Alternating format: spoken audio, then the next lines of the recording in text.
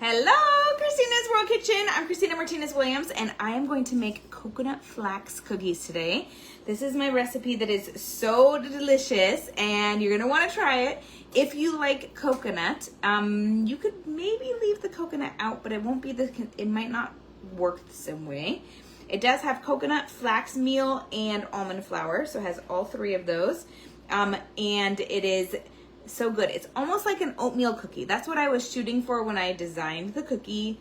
And I think it doesn't have oatmeal, but it tastes amazing. So tell me in the comments where you're watching from. I would love to say hi. And Kylie is having a sleepover birthday party. Her birthday was like a month ago, but her friends were more available now. So they decided she wants to have her friends over for 24 hours plus. So a full day with her friends. That was her goal. So some of them are staying the whole time and some of them are not, but that was a goal. Hi, Patricia. And I think, Patricia, you're in Pennsylvania, right? I think.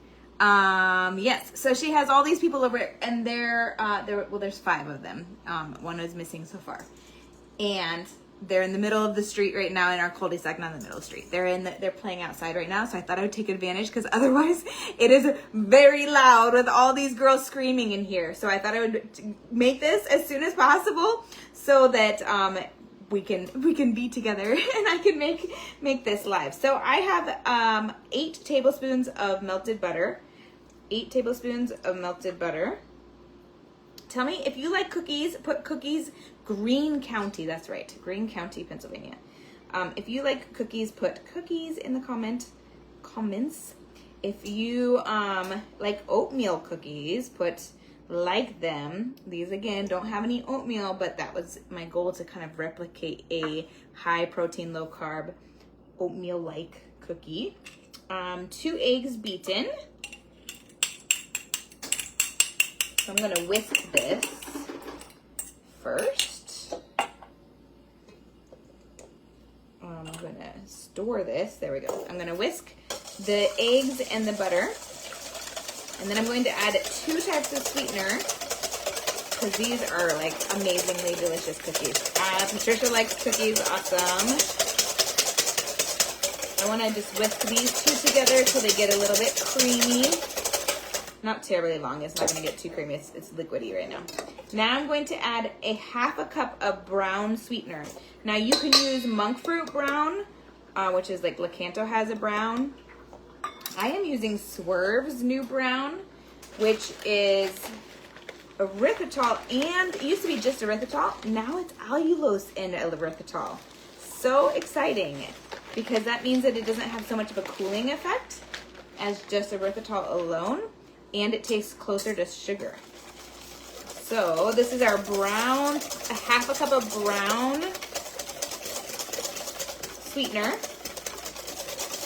Monk fruit, allulose, erythritol, those are the kind of the options that exist that is of brown. So now it's become brown, oatmeal-like one, woohoo. Okay, now I'm going to add a cup of other sweetener. So I use this guy, and it doesn't come with a zipper closed. You have to open it like this. So it's called Impact. The brand is a monk fruit and allulose. Brand is Impact. The mix is monk fruit and allulose. That's it. There's no erythritol in here. I'm double checking. Nope. Just monk fruit and allulose. I love it. Patricia, this is this, and then that brown one, amazing. So this is the monk fruit allulose. I'm using a cup.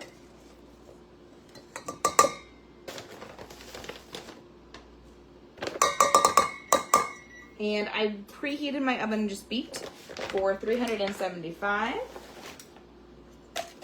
So now I want to mix my sweeteners both with, my other sweetener now. Now it's getting thicker. So that's the monk fruit allulose. I think it's the best that I've found in terms of taste, most close to sugar. I like the combination a lot of the monk fruit allulose. I think that blend is wonderful. Look how like caramely almost this is. Amazing. Okay, now I'm going to shift to my spatula, because now I'm going to mix in, I'm going to mix in one more thing. 1 teaspoon of vanilla extract. 1 teaspoon of vanilla extract. One more liquid. All right, 1 teaspoon of vanilla extract. Tell me where you're watching from. I already know Patricia is from Greene County, Pennsylvania. And 1-to-1 ratio, yes, for that sugar, that sweetener, yes. It's 1-to-1 if you're substituting it. All right, now I have my vanilla extract mixed in. Tell me what you guys like, which sweeteners, monk fruit, allulose, erythritol, stevia, which ones do you like for baking? I like this one the best for baking. Now we're gonna add in our powders, or our like non-liquid things. So first I'm gonna add in a 1/2 cup of shredded coconut, unsweetened shredded coconut.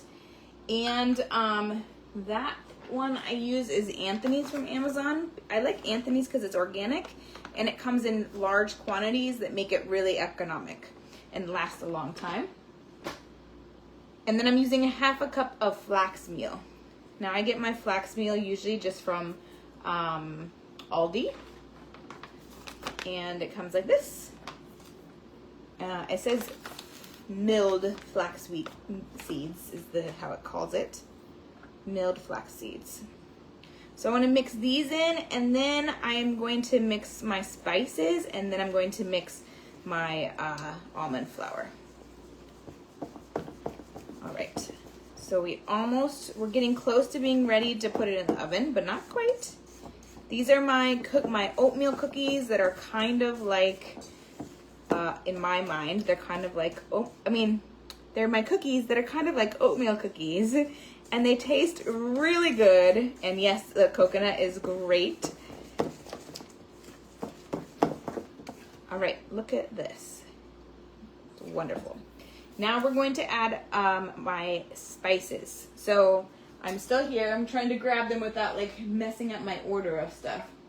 So I'm going to use a 1/4 of a teaspoon of ground cloves. 1/4 of a teaspoon of ground cloves.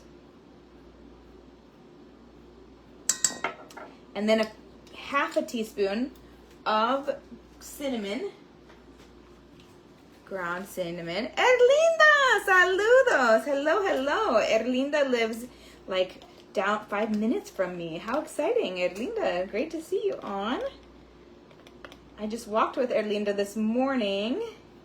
She gets it in every morning with me walking locally. 1/2 teaspoon of ground cinnamon. And now we're gonna add the other 2 into our flour so that so it gets better mixed. But these can go in here really easily. So I do want to get them well combined. And then we're here. And the girls, let me make sure they're good. They're good. I'll show you. YouTube, Erlinda. There they are playing in the cul-de-sac. All right, they're good. Now, I'm going to mix my what do you call it? My baking powder and my baking soda with my almond flour, just so that it gets better combined. So I'm going to just use a bowl that just happened to be right here, and it's a little wet, so I'm going to make it a little dry. I just washed it. Okay, so we're going to use 2 cups of almond flour. And then we're going to use 1 teaspoon of baking powder. 1 teaspoon of baking powder. So that means I'm using 2 1/2 teaspoons. Uh-oh, it's going to get loud. The girls are coming inside. And a 1/4 teaspoon of baking powder. Soda. So a teaspoon of baking powder and a 1/4 of a teaspoon of baking soda. Okay, now we're gonna mix this. And then we're going to do this. Hey, Kyla is right. Cassie, tell me no, okay?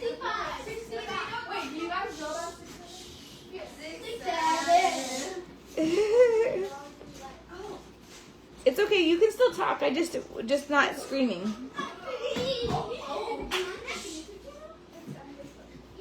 Okay, there we go. Now we're gonna add this in to our mix. Look how beautiful it looks. Well, it doesn't look, it looks like cookie mix. Almost. It's going to be even thicker now. Now we're going to mix it, and then we're going to form our cookies and bake them. All right.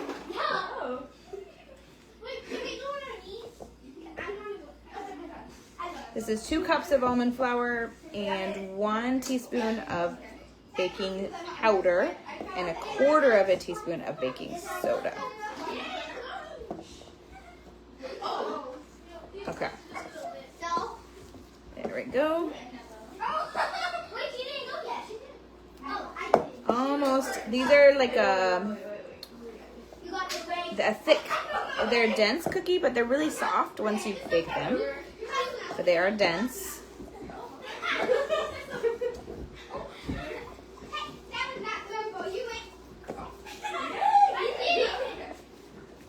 And now we're going to use on a parchment paper, we're going to use parchment paper on a baking sheet. And I have my oven is already preheated to 375 degrees. And we're going to make room here for this. I need to get a spoon. And I'm going to help let you see a little bit closer.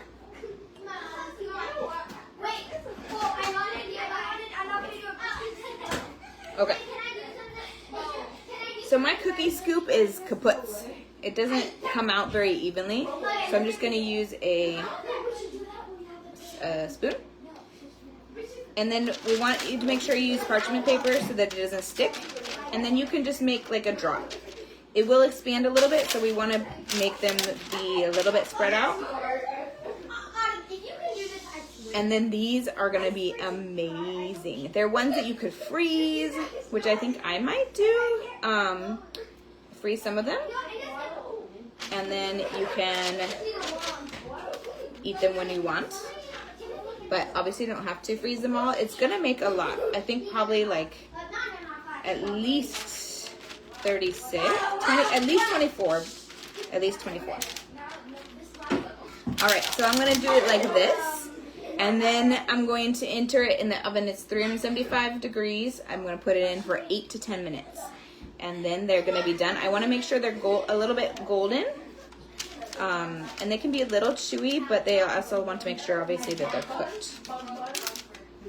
And that's it. That's the recipe. It is so simple. Lots of great nutrients in this. The flax meal, the coconut, the almonds, high protein, low carb. And the sweeteners are not going to spike your blood sugar, and it tastes so good. So definitely give these a try. Thumbs up, hearts, share this so that more people can know that they can have amazing, delicious cookies, even if they're eating this way. And they don't have to give up that amazing deliciousness, flavor, or sweetness, all of that.